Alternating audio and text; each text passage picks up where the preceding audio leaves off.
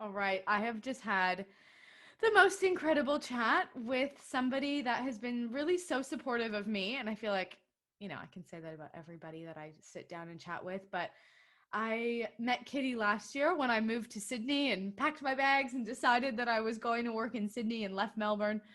And it was short lived over there. I decided that to come back and follow my heart in a different way. But she was just so open and so easy to talk to. And we've just formed this Instagram relationship, and I'm so grateful for the community that I've been able to create on Instagram.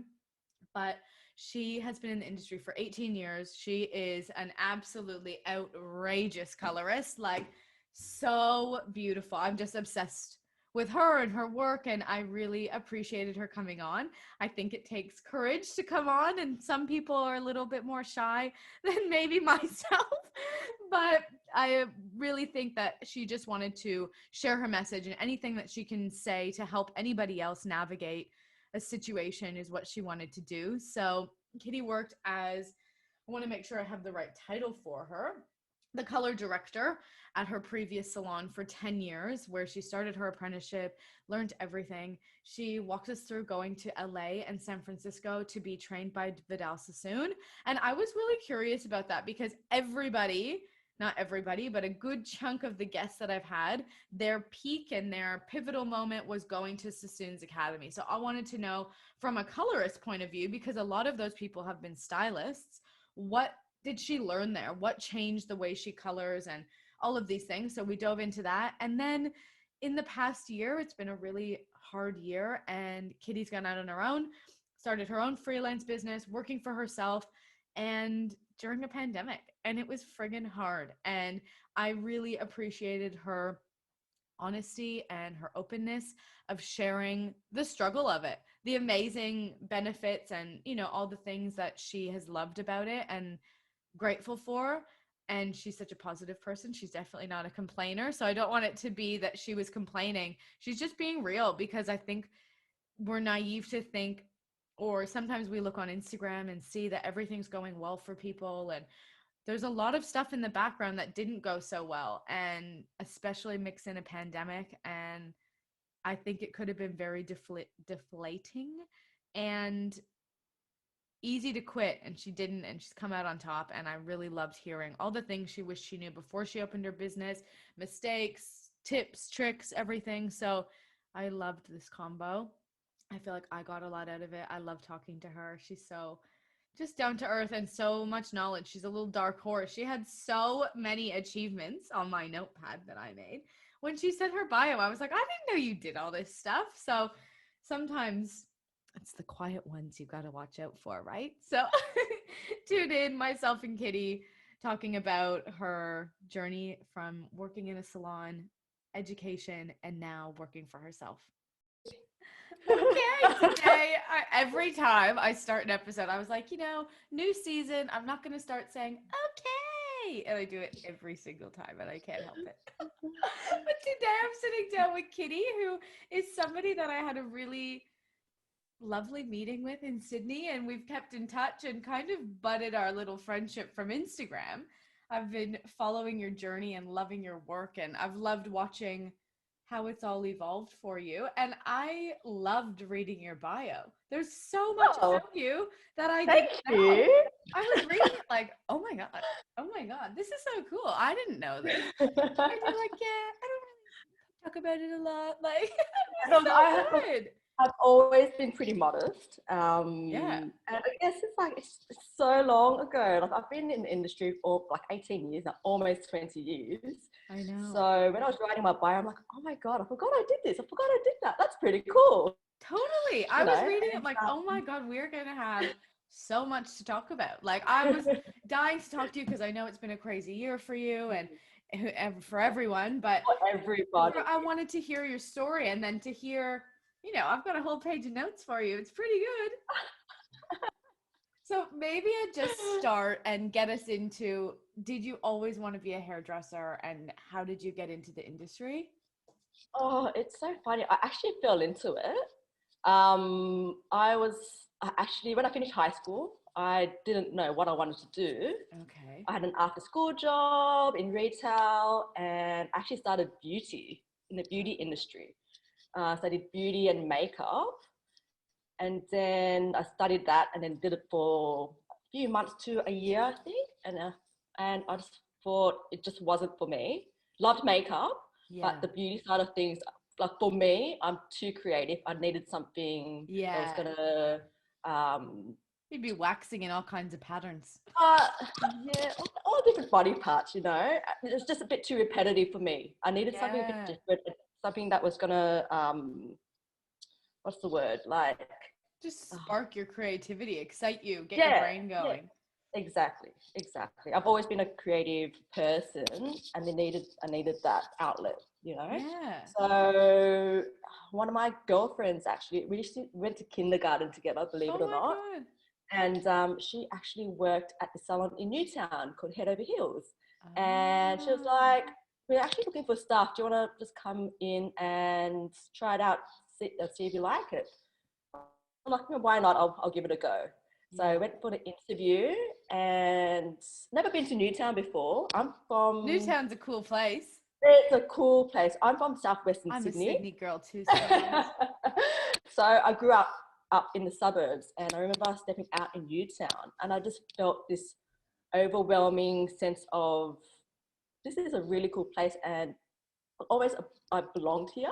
Yeah. And Oh, so I went cool. for my interview, met Nathan Gorman, who interviewed me and who's been my mentor for many, many years.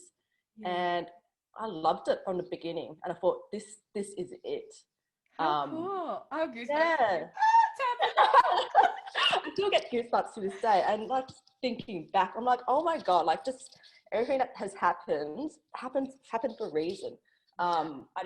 I fell into actual hairdressing by accident. But as a child, my mum actually used to perm her hair at home.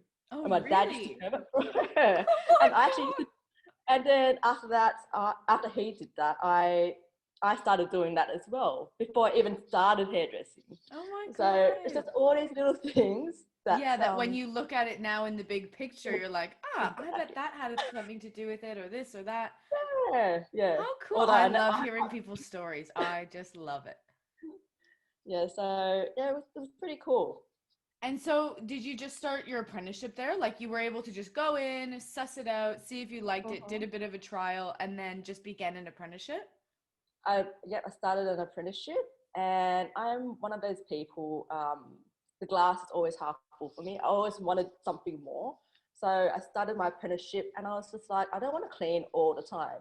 So in my on my days off, in any spare time, I was at home like on a dolly's head, practicing and practicing and practicing, spoiling like doing all the sectioning patterns, you know. My younger sister was my Guinea pig. little kind of I did a lot of mistakes on Yeah. her, mind you. Hey, that's But what thank God it was sisters are on for. her, or exactly on her and not a proper client. Um, but yeah, I did everything I could just to practice all the techniques and everything I could just to be on the floor ASAP.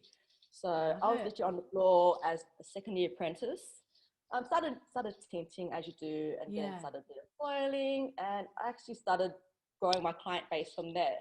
Incredible. And I still have those And clients to this day as well, mind wow. you. So And you gravitated yeah, towards color from the beginning, right? And do you think from the that's beginning. because you have an artistic background, like painting, you like that? And Visual arts was always my favorite subject in school, me too. and I've always been pretty crafty, and I've always painted. So I've naturally just been attracted to the color side of things. Yeah, Um, me too. yeah, I did a little bit of cutting, so I still kind of cut here and there, Okay. but colors my thing. That's where like where my heart is. Yeah, that's what excites me. I mean, I'm doing Yeah. interim and I'm like, oh, can't wait till this is over so I can look through my color work. Yeah, I'm like, exactly. can't But wait at till the this same is time, I'm over and like, she can see someone else next time for this. so true, So so true. funny. And then you've done quite a bit overseas in education as well. So now you are an educator, But I was Yes. reading about your time in LA at Vidal Sassoon, and Uh-huh. something that has been so repetitive in all my episodes, maybe not all, but a good chunk, is Vidal Sassoon Academy being the peak, the starting point, the moment that changed things for people. And Oh, I you know thought it what? would just be interesting to hear about your experience because a lot of them are from London who I've talked to. Uh-huh. And I haven't actually seen this. And I think it's so interesting coming from Australia to go all the way over there and to say it was this pivotal moment for you. I'd love to hear it. Well, as an apprentice, I trained with a lot of people. I worked with a lot of people, sorry, that trained at Sassoons, and Yeah. I always said, "Oh, Sassoon is the bee's knees of education." I thought, I need to go there. Yeah. So, as an apprentice, you earn shit money. So I was like, that was my goal. I need to get there. So I saved everything I could. Had to save flights, the courses. And the reason I went to the LA Academy, there was a few things leading to that, but Yeah, tell me first everything. of I want to all, know it all. so much. Probably the UK Academy was probably a little bit too pricey for me at the time. Yeah. So the one in LA was a little bit more affordable for like I was on an apprentice wage, and I was like, Yeah, I yeah, just wanted to yeah. get any kind of Sassoon course. Um, and also, I wanted to travel to San Francisco after that as well because one of my girlfriends, she is the daughter of Diva Poulos, who is one of the creative directors for Sebastian Professional. So I wanted to kind of go to LA first and then go to San Fran and Make the do a little most bit of of the work trip. there as well. Yeah, exactly. Exactly. But going back to Sassoons, oh my God. My teacher at the time, she was amazing. She was actually English as well. Yeah. And so she was part of the UK team. So I Team. was kind of like, oh my God, how is it? Like, how does this work? I'm in the US. I Yeah. always wanted to go to the UK to train there, but I've got one of the trainers in the Yeah. US. Meant to be. So yeah, it was meant to be. But just the way she explained things and broke things down in a way that was just simplified. Yeah. I'm like, oh my God, this makes so much sense. And Because what I were feel you like, learning? Like, what was she teaching you? Like, so basics? Was it like a balayage course? Like, what no, was it that you were taking? it was actually the creative color course. So it was a lot of panel work, um, a lot of like kind of almost peekaboo colors, and also in a way she sectioned um, she sectioned pieces in a way where it would fall differently each way you Yeah. part your hair, which was I thought was so cool.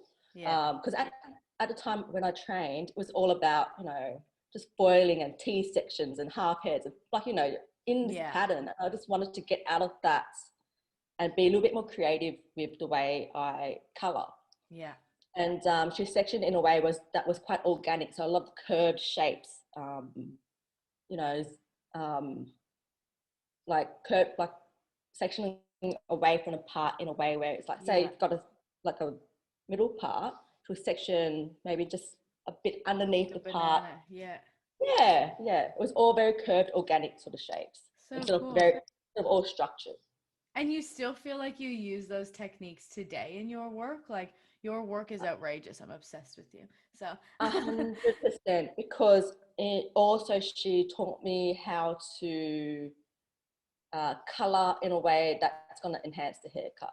So as you know, Sassoon haircuts are quite almost geometric, yeah, totally. and which when I worked in Newtown, we did a lot of those sort of haircuts as well. We had a clientele that's quite diverse, so I Yeah. was very lucky to be a part of that in my most of my career, really. Yeah. So It's made you an all-rounder and not really 100%, afraid of certain textures or no. shapes or anything like that. I was lucky. I was in a salon like that as well in Mhm. at home in Canada. And when I came here, I found it quite hard because I found it a bit not in a mean way, but generic. Like I was doing the Yeah, same thing all day, all the time, the same hair Mm-hmm. type, the same starting level, the same desired Yeah. result. I was like, where Yeah. is my dark bases? Where's my curly Uh-huh. texture? Like all this stuff that I've Rainbow hair. yeah, Right? I've since Yeah. changed locations, and Yeah. that's Yeah. part of figuring out when you move somewhere Yeah. new. You don't know the suburbs, but Newtown would be exactly that you would be getting that diversity. 100%. And for me as a creative, and learning in a way where it's always about voice, I'm just like, there has to be something more to this. I need something different. Yeah. Which is why you can see on my feed, I've got a variety of different, like my clientele is quite varied. Yeah. Even Totally. though these days I'm known for like blondes and balayages, but I still love doing all my rainbow hair, Yeah. and I'm in my element when I do those sort of colors, Yeah. So I need that variety. Because otherwise, I'll, like, for me personally, I would get bored. Yeah. So I need that diversity. Yeah. And I think the way you execute it, like I can always tell when it's you, when I'm scrolling and it's you, like even Oh, if it really? is, yeah, always. One, the background, like you can tell, but I always know it's yours. The way it's photographed, the finish, like Yeah, I always know. But even when you yeah. have, say, your like neon green over your foils or whatever, it's still your signature. Like I can tell it's yours. Oh, thank you. Oh, Yeah. that actually means so much to me. And I just want to point out, like, as you know, it's hard being a colorist, being, especially in social media, it's hard. It's very easy to get into that trap of comparing yourself with other people. Mm, But you have to be true to yourself and true to your style. yeah. Everyone has a different way of doing things, and that's the beauty of our industry. And this is a beautiful beauty about social media, that clients can go through and see our portfolio and think, oh my God, I love her work. That's Yeah. how I want it. Or And I like his always work. think a lot of times too, I'm like, I get quite a lot of clients through Instagram. That's how I was able to move interstate, Yeah, overseas. Like, yeah. that's what I use it for. But I'm always like, why did they pick me? Like, there's so many people on there that are in my suburb or my, area. And Mm-hmm. I'm like, why did they pick me? Like, there's so much Yeah. variety. And I think sometimes as a colorist, you also get pegged in this from maybe the cutters or the other educators being like, oh, like, yeah, but all you do is balayage. It's like, yeah, but it's Mm. fucking hard. Like, you do a good like, do a good freehand paint. That is so hard to do. It's so hard. And So hard. people, because I feel like you get a bit of flack as a colorist being like, oh, well, if that's all you want to market to is long hair balayage, like you're not going to have Mm. a clientele that's, consistent, and they don't come as often. And I've been struggling with that, being like, maybe I need to fill in some foils and some gray coverage. And, that's tips that I've been getting to make sure my book is consistent, because my clients' longevity in their color is so much. Like, I'm booking Yeah, them yeah. in 10 weeks and they're coming in and I'm like, oh, you don't need your hair done at all. Like, But you know what? I learned that, but for a client, they appreciate your honesty. yeah, And for me, I like knowing my colors. They get longevity out of my colors. totally. I don't want them to come back too quickly. And they really appreciate that. And that's when you can actually up your price. Yeah, So that's such a good say point. Yeah. a balayage will come in what, 2-3 times a year, Yep. compared to a foil client would come in what, 4 to 6 weeks. Yeah. They'll probably pay, I don't know, what, Yeah. $400-500. Yeah. My bills are about 400. Yeah, yeah, Yeah, I agree. And I said, when I break it down, I give them a price quote yeah, before I start anything. yeah, I said, everything can yeah. be adjusted. This is your max quote, Mm-hmm. blah, blah, blah. But Yeah, what I think I always make sure I say is, you just have to understand, this is your big bill. This is your one time. This is your first visit yes, with me. And yeah, then moving forward, one, you're not coming to me every 6 to 8 weeks and paying a okay, $200 or $300 bill. You're paying a yeah. $400 bill twice a year. And then you Mm-hmm. come in for a toner and a haircut, 200, Nothing. 150. Like, Yeah, well, that's yeah, it. that, It's the maintenance. yeah. So my balayage clients will come in 2 to 3 times a year, but I always get them to come back in for even a little. Sorry. Hello. We're paying attention to you too. Like, what You about want attention? yeah, and then in between having a toner or even like a little bit of base and balayage to freshen up. Yes. So you got like the little touch-up appointments in between, in between the big appointments. So I feel like this can segue in quite well into you're now working for yourself. Yes. Correct. And Yes. was that something that you thought you always wanted to do? Like, or were you happy working for someone else and then this flick switch? Like, what made you go in on your own? And I think it was a long time coming, leaving the place that I did my apprenticeship. I was very loyal there for many years. Yeah. And I appreciated like everything I learned from that place. It molded me into the colourist I am today. But again, I just needed more. Yeah. And in order for me to do that, I needed to go out on my own, to just take a leap of faith and back myself. Yeah. And just and go so you out. went into a chair rental position, correct? It's not like you went to your own salon. Don't worry. He can bark all he wants. People love it. Because Sassy's dog wanting Story of the attention. show. I'll put him on the graphic. It'll be you, me, and the dog. Look. It's okay. We're right here. Hello. Sorry, I lost. That's okay. It's totally fine. Hey, stop.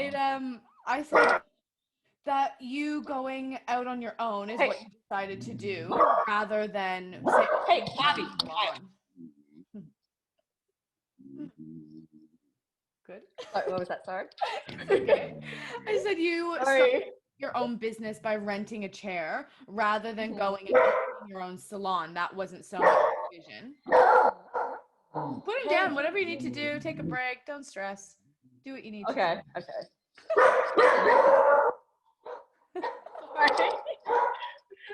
Can you hear him in the background? Yeah, I can hear him, but it's fine. I think there's someone with a leaf blower outside, that's why. Oh. Yeah. The mailman. We can pause if you need to let him out. Whatever you need to do. Don't stress. No.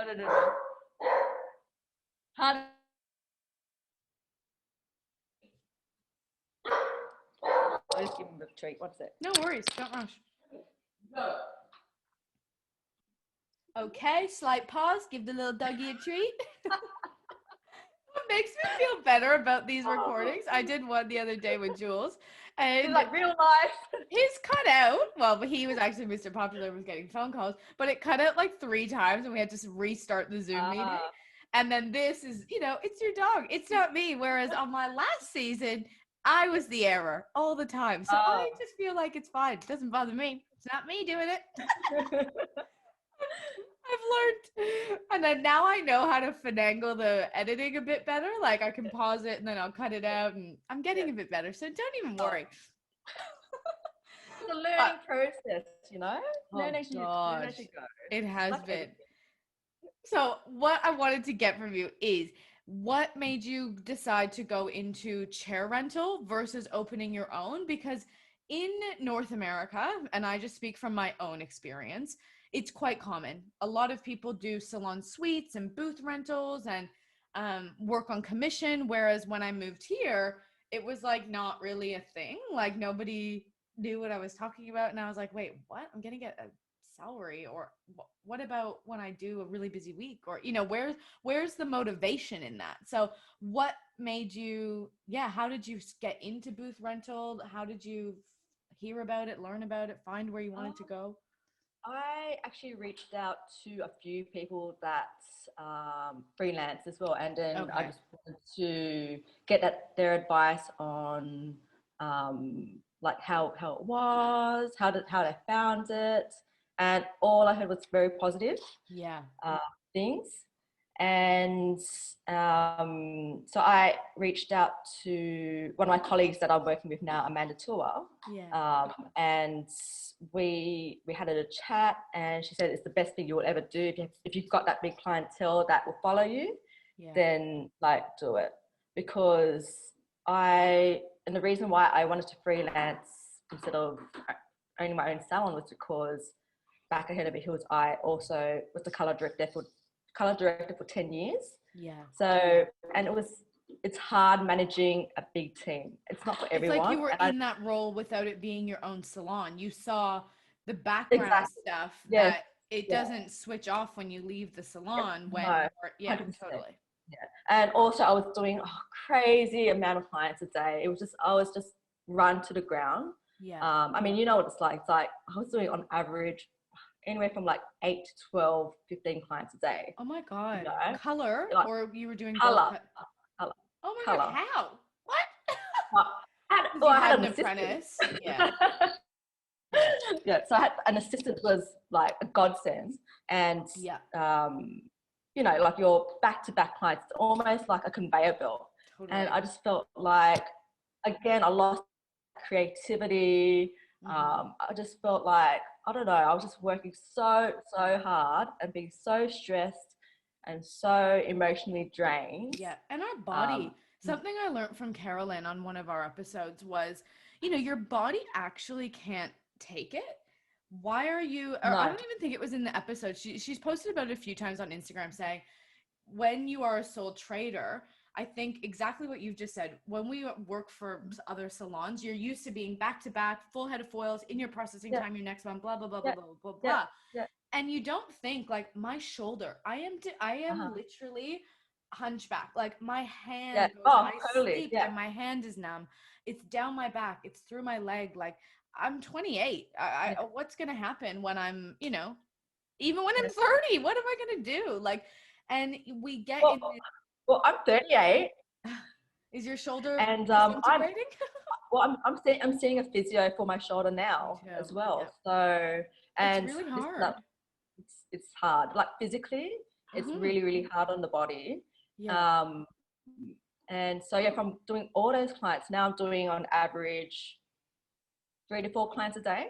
Wow. But a lot of them are big colors. So all Yeah. like, I've concentrated more on my blondes, balayages, you know, my Because is that rainbow, what you see my as being scalp bleaching. financially stable for you on your Financial own? statement. Like doing those big services is what you need to be doing? Or do you think what I said, where you need to be inserting a few gray coverage or this or that to fill in the Oh, time? yeah, Or, yeah, yeah. So I have a mixture of all those clients. I still have my tint clients that come in like 5 to 6 weeks, yeah, but my days are predominantly the bigger jobs, the bigger colors. yeah, And this is one of the reasons why I went out on my own, because that's what I wanted to concentrate on yeah, creatively. That's what I needed. So back at my old job, I was doing a lot of tint clients. yeah, And these tint clients, they were booking for the whole year. yeah, So then all my big balayage clients or my foil clients, they just couldn't get in with me yeah. because, and I just felt I find it at my hard level, too. Yeah. it's hard. I It's don't hard have because, many, but they mm, do pre-book. And then I'm like, shit, I could be getting a big yeah, balayage in there. yes, And that yeah, price point yeah, is a lot more than your $100 regrowth. mm-hmm, And yeah, I feel like sometimes that's where I'm interested in always talking to freelance yeah, people, because I'm very driven by a target and money and trying mm-hmm, to 100%, hit my goals and all these things. And I get sometimes too caught up in it where I'm like, oh, I don't want that yeah, tint client. She's not going to make me hit my target for the week, yeah, Because when you're in a salon setting, that's what you have to be doing to make money, like to hit your yes. commissions. Yeah. Yeah. Look, at the end of the day, they are your bread and butter clients. Yeah. You, when I left, I still brought a few tint clients with me, but not as many. Yeah. And look, that's fine. It was hard kind of leaving a salon where I was just a color director or just doing color, Yeah. because my clients were going to other people for their haircuts, and they Yes. still do. So we still share clients. Okay. So, you know, a lot of my old tint clients, I hope they don't listen to this, but a lot of my old tint clients, they would kind of they'll stay over there, which just Yeah. suited Makes me. sense. You don't need to go to somebody for a tint and then sit there and then go, when it's a big service like that, sometimes they're happy to break up the appointments when they're getting a full balayage and all these things. Yeah, But that's yeah, something I love that you've brought up, because that's something I've always been worried about. If I was ever to do something on my own, who would finish the job? Like what, Yeah. like I don't, and now I am grateful during COVID and all of this, like our columns have been condensed that we're trying to have one operator stick to the same person. So I've been forced a little bit to be finishing my own and doing that and seeing the result. But do you Yeah. find that hard? Do you find that clients kind of were like, oh, like you're on your own now, what am I going to do? Like, or were they okay with it? Like how have you made that transition? Well, I've always been a colorist that knew how to style hair. So Yeah. I actually prefer finishing my own colors, Yeah. because then I can style them the way I want to, Yeah. instead of having like, someone else finish it for me and not having it look the way I want it. Yeah. Because at the end of the day, the photo that I put up on Instagram or social media, that's my advertisement. Yeah, totally. So it just needs to, and me being a perfectionist as well, Yeah. I'm just anal about everything. I prefer to finish my own So, and they haven't said so anything about not yeah. being able to get a haircut and being like, oh, like, I guess you would just drop those clients off. And if they aren't willing to go to two places, then they're just not going to Oh, come see you anymore. yeah. Well, a lot of our clients still kind of go back and forth. Okay. So they'll come to me for a color, and they'll go to whoever they were Yeah. seeing before for a haircut. Yeah. Okay. And then I actually do haircuts. I've gone back to doing a few haircuts here and there Yeah. now as well. Um, Got it. but for the big styles and the thing, Yeah. they'll go to someone else. What was the scariest part going on your own? Like, I'm just like, listen, I'm always like, it's so ambitious to do and to go and do it. And, what if they don't follow you? What if, like, how did you plan your budget or get a color line? Like, how did you know how to begin all the steps or find the location? What made you Yeah. pick where you went versus other places? I had a few. I had a short list of where I wanted to go, and I contacted those places, and had a look around, and it had to suit my clients, and the location as well. I still wanted to stay kind of in the inner west of Sydney, Yeah. and which is why I chose where I left head over heels. I went to Usson in St. Peter's, which is the next suburb over. Okay. Space was beautiful. The lighting was amazing. Again, I was thinking the photos and there's a lot of space. It was just a gorgeous space. And then, look, I started my business like January 2020, thinking, oh, this is going to be, I was one of those people. This is when I came and met you. I had a meeting with you. Yes. Because I was supposed to be in Sydney too. No, what the heck's happened? I was like, yeah, I'm going back. Oh, it's been such a crazy year. So yeah, I opened my business in January 2020, and then 2 months later, lockdown happened, and I'm like, shit. Yeah. So when I left head over heels, I actually went on a big holiday, and I'm thinking I'm gonna just go all out. Yeah.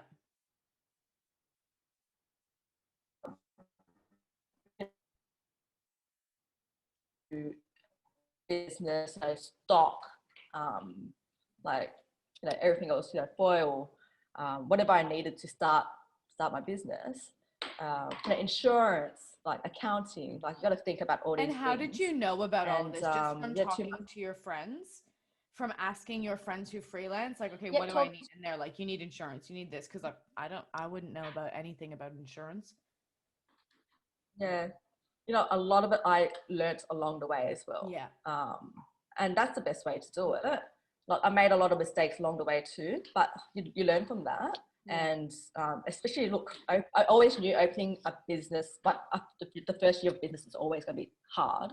And it's going to be hard to make that profit as well. So I knew that going in. Yeah. But then add a pandemic into that. Oh my God, I don't think I've ever been so stressed in my life. And I'm always that person. I'm like positive, like I'm that person everyone goes to for advice. But I was just like, oh my God, I don't know what to do. Yeah. I literally invested everything into opening this up. And Yeah. now I've got to close, didn't know what was going to happen. Am I going to be out of work for like 6 months? Yeah, there Or was no way of knowing what was no, happening no, at all no. in any way. Totally. Yeah. I think the one thing that kept me going was a lot of people in the industry just checking up on one another. It was Hmm. amazing. Like, are you okay? And Yeah. need anything? Even my clients, I had, oh my God, like just Yeah. such an overwhelming amount of support. I had clients messaging me saying, "Do you want me to prepay my next appointment?" Not even knowing if I'm going to be able to open. Yeah. So That's like, so I was like kind. in tears, and I was just like, oh, it's just like Yeah. the support of everyone is just what kept me going. And yeah. And the funny thing was, when I reopened, I was busier than ever. So a Yeah. lot of the clients that didn't follow me in the beginning, they Yeah. contacted me wanting appointments and wanting to support me. And Yeah. like, I'm just People thankful for people everyone. love an independent operator. You know, everybody, our Christmas present theme Yeah. this year was support local. Like Mhm. everybody wants to be supporting the small guy. And not Yeah. to say that Yeah. the 100%. salons Yeah. aren't, like those are still Mhm. independent businesses, Yeah. but people really, and I've heard that from a lot of my friends that freelance, Yeah. that more than ever those people wanted to come in for a blow wave or buy shampoo or, you know, do Mhm. all of that. Yeah. Yeah. Yeah. Exactly. Yeah. During COVID, like I had to think about other ways about, well, thinking about the positives. I had to kind of take a step back and think, I mean, how else am I going to make money now? Yeah. Which is why I opened my online shop on my website. Yeah. Just you have to think of, you got had to hustle, Yeah, like how totally. I'm going to make more, And what like were you doing with that? Education or selling product? selling products. Yeah. Yeah. Yeah, I think everybody had to do something like that. And how did you choose your product line? Like how do you go about that? Did you open an account with whatever product company you use and you approach them and say, I'm going on my own, I'm just me, Mm-hmm. I'm an independent person? Like, was that Yeah. challenging or how did you? No, because I was already educating for Labiosthetique. Yes. So yeah, so that like they were just like it was a no-brainer. I'll just go to them for Yeah. color range and then products and that sort of thing. I just got along the way. The Yeah. main thing opening your business is you don't need everything straight away. Like you have Mm, your like setup costs and what you need that will last you the first couple of months, and you can get other things along the way, and that's yeah. what I learned, and that's fine. Like to do it that way, you Yeah. don't need everything I don't need the full on day one. range. When am I going to do that red tint in my first week, you know? And like Well, the that's other the thing thing as well. And yeah, I was saying no, it go to a on. Sorry. girlfriend who's starting on her own too. I was like, get every other base level. Like you don't need the whole thing. And the Mm-hmm. beauty is I'm going into work today and you know, I probably could have looked at my book yesterday and thought about who I was doing, but I'm going in today and I don't actually know whose hair I'm doing. Whereas when Yeah, it's your own, they're booking in yeah, through you. So if you need that color, you can go yeah, buy it. You go yeah, yesterday and buy the exactly. color. It's not there's Yeah, never really a surprise in your yeah, chair because yeah. you're in control of your book and you're the one booking them. Yeah, exactly. And look, um, like product brands, they're pretty good. Like I was able to swap colors that I don't really use. Like Mm, double 2O, I don't really have any like double 2O yeah, client. So I'll swap that for like a double 6O or yeah, like things that I'll actually need. yeah, yeah. So yeah. Cool. Mhm. And have you found that you got more clients than you thought would come, or you thought you were going to be having to do more clients in a day to earn what you wanted to earn? Or are you Yeah. realizing you actually can do one whole client, process them, finish, and then start your next one? And you're still in the same profitability that you would have been? Like, what have you Um, noticed that way from doing it yourself?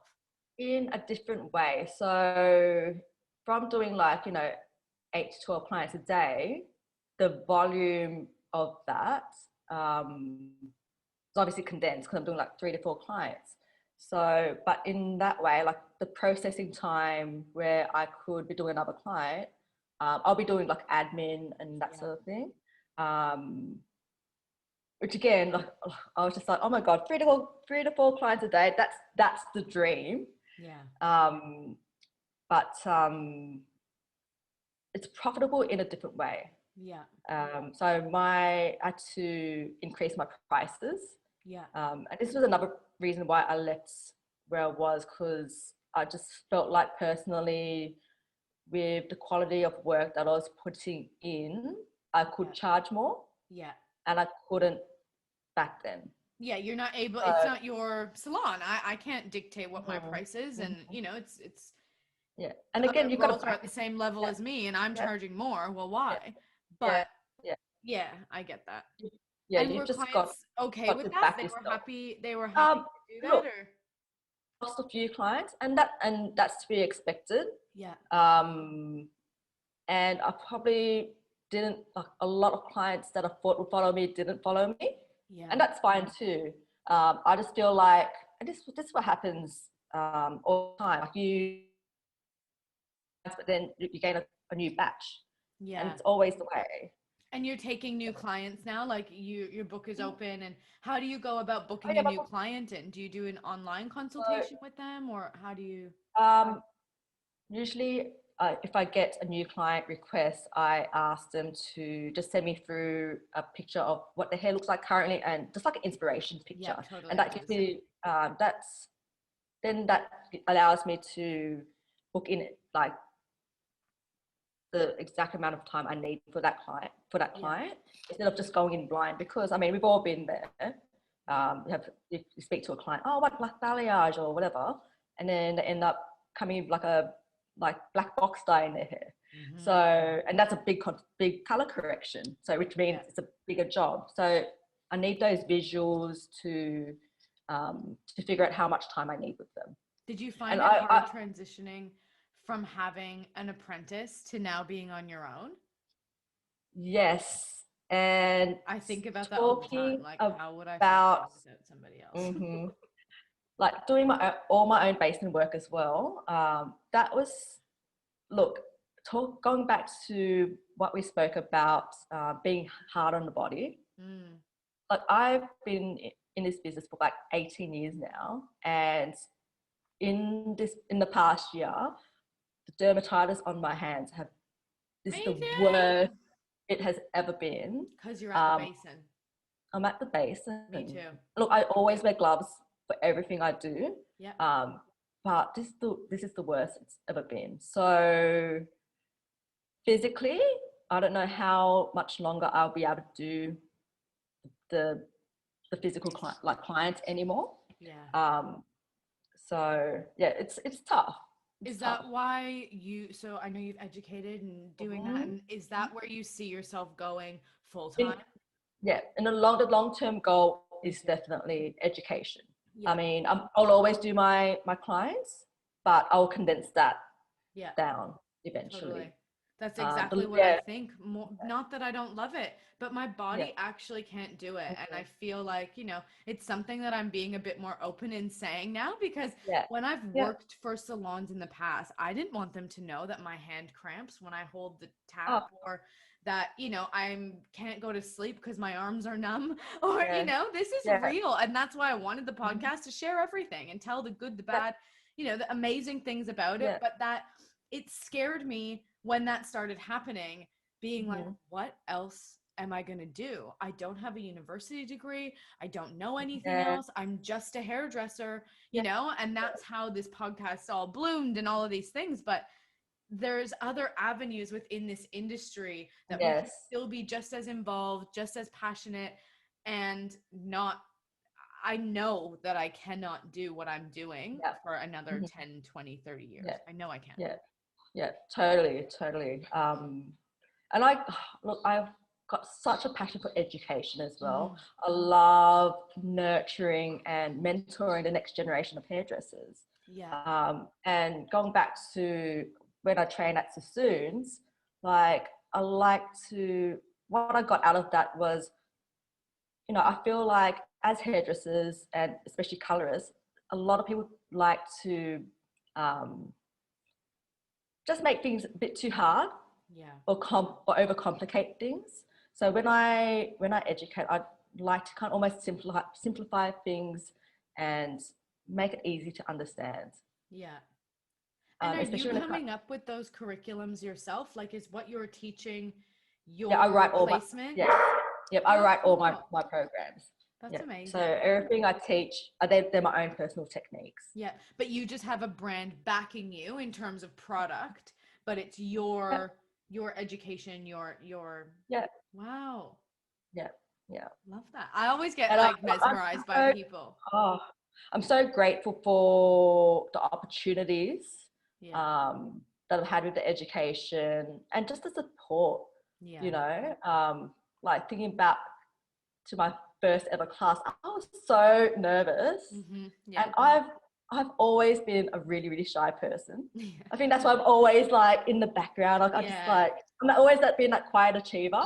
Yeah. Um, I'm the opposite. I haven't achieved anything. And I'm like, look at me! Look at me! this is something. This Thank is amazing. thank you, thank you, thank you. I'm like the opposite. I'm like, how am I gonna get on stage? But I'm not that great at hair. What am I gonna do? What are you talking about? You're silly. Oh, that's funny. You know, I think, and this is the thing, like as creators, we've all got a different style, Yeah, and if we all did the same like thing, like how boring would that be? totally. Like, you know, we all have a signature style. What's something that you wish you knew before you opened your own? Like, pandemic maybe aside or not, like what do you think was a mistake that you wish you knew before? I think overlooking how many people would follow me. That was actually really tough. Um, Would or wouldn't? I sorry. How many people did or did Oh, not follow oh, you? so did not follow me. Yeah, So a lot didn't follow me. So the first when I first opened, I was really patchy. yeah, Hard to get that momentum coming, yeah, especially during the whole lockdown as well. yeah, But um, now I'm booked up for the next 3 months, and that's just incredible. knowing that Yeah.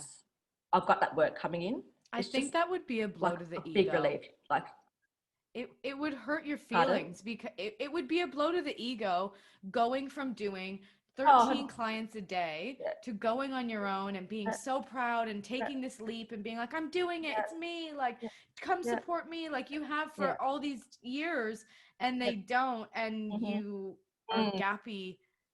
It would be deflating. And especially once you invest so much money into Yeah, something, like, you know what, you just have to back yourself. And I was yeah, kind of like, you just can't give up. yeah. I No love that. matter Yeah, how times go, like gets tough. I was in my darkest moments, like during yeah, lockdown. yeah, But you come out of it. There's light, always light at the end of the tunnel, um, and you just have to stick with it yeah. and stick to your guns. Like I thought going in, I was like, because like increased my prices as well. Like, oh, maybe I increased it much, You're or doubting yourself, your but decisions. Yeah. you doubt yourself, and you lose that confidence as well. Yeah. But then you just have to back yourself. And what's changed between then and now being fully booked? Like, what do you think? Is it just people had time to adjust to you being on your own and find you and that, or people referred you more, or what? Why do you think you weren't booked solid in the beginning and now you're back where you were? Say. I think COVID actually had a lot to do with it. Yeah. So taking that again, bringing it into a positive, Mm. like we spoke before, I feel like people just wanted to back a small independent person Cool. Yeah. and a small business, you know. Yeah. And also, I just got a big influx of new clients, which again, like Referrals social or media, Instagram? Instagram a lot of Yeah. Instagram, and then referrals. Yeah. Cool. And another thing was, oh my God, I wasn't on Facebook. I haven't had Facebook for many years. Yeah. And then I tried to go back on it last year when I opened my business, and Yeah. they just kind of locked me out. It was some sort of privacy matter, and I think it's because of You when had I closed my account invisible. years ago. Yeah. So you know what? you need a Facebook account. Oh, I only just hot got back tip. onto it the 1st of January this year. So I've been off it for like a whole year. They kicked me off for a whole year. Yeah. So when I got back on, I'm like, oh my God, I'm on Facebook. And So that's you as a need business that page, like as Kitty business Colorist, page. like not as just my own Facebook. I need a Facebook Well, page for my business. yeah, you need, I think you need your own personal page and then Yeah. create your business page from that. So I And why actually do you don't use, think that? What? you need to promote your posts Yeah. to get into a wider audience. So And doing like the paid advertisements? mhm, Yeah, yeah, so I've interesting. only been doing that. I used to do that, but I don't do it anymore. Oh, But I, really? yeah, I Well, used to at home. Yeah. I've only been on it for, it's been only the end of January now. I've been on it for about 3 weeks. Yeah. So each week I've had a new promotion, paid promotion, sorry. Yeah. And I think I've got like close, I think about 80 new followers from that, from the Wow. last 8 weeks. I'm sorry, 3 weeks. Yeah. So That's incredible. it works. And I'll just Yeah. so many new requests as well. Such a good tip. Love it. Mm. So my final, as we get to kind of wrap, I feel like I've just gotten so much information. I've just loved it. I just wanted to kind of touch on, because you are now changing locations from where you I first am. started freelancing to somewhere else. And what's made you do that? Do you think that you were taken in by the aesthetic and overlooked the price, and now you're realizing like Yes, what's the change? I did. I did overlook the price.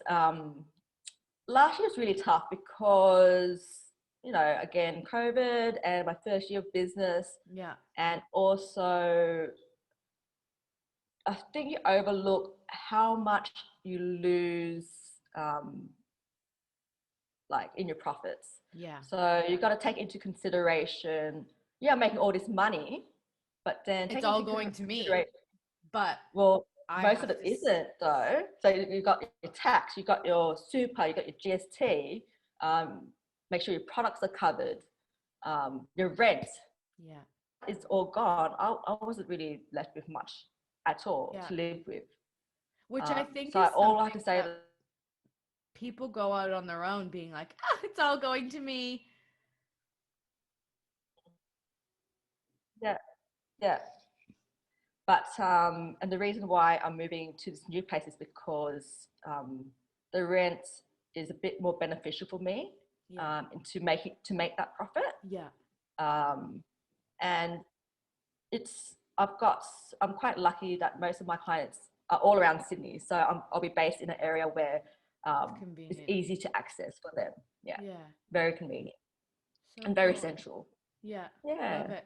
Do you think that the benefit more so than the financial, because I think a lot of times people think I'm going to go work for myself so I can make Mhm. money. And I was listening to another podcast recently that it actually isn't so much about a difference in pay. It's just the freedom. You can pick when you want a day off. You can Yeah. have a weekend off. You don't have to ask for annual leave. Even if the pay is the same, it's that Hmm. freedom. But then there's a lot Yeah. of people who don't want to do the taxes and the super and the bookkeeping and the ordering Yeah. product. And do you think that it balances out in a way? It it does. It does. Like, I between 3 to 4 clients a day, Mm-hmm. on average maybe 3 days a week. Some on my really busy weeks 4 days. But Yeah. then my days off are just Yeah. filled with admin. Yeah. So you have to be on top of everything. Yeah. Um, so you can't just kind of just let it linger for like a few weeks Yeah. because it just all Totally. backs up. So you Yeah. just have to be on top of that. So it is But were hard. you doing 5 days a week in the salon and now you've been able to cut down to less days?